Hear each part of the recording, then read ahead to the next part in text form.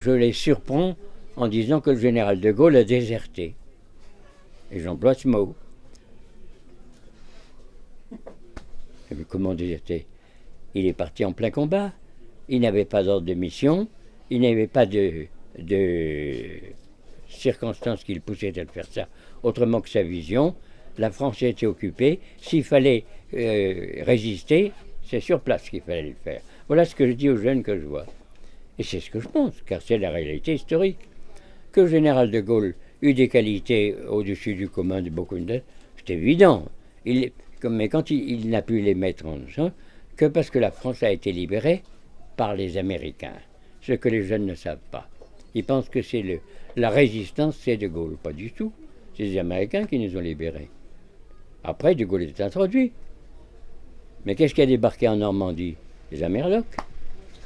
Le maréchal n'avait qu'une préoccupation, la France, c'est tout. Il constatait le fait que nous avions déclaré la guerre, et peut-être ne le savez-vous pas, car beaucoup de jeunes ne le savent pas, nous avions déclaré la guerre en violation de la Constitution de la République. Vous le savez, ça? On a déclaré la guerre, c'est-à-dire on a jeté le pays dans la guerre, c'est affreux la guerre, hein, en violation de la Constitution de la République. C'est-à-dire qu'on n'a pas demandé à l'Assemblée nationale l'autorisation de déclarer la guerre. Voilà un des mensonges sur lequel on vit depuis 70 ans.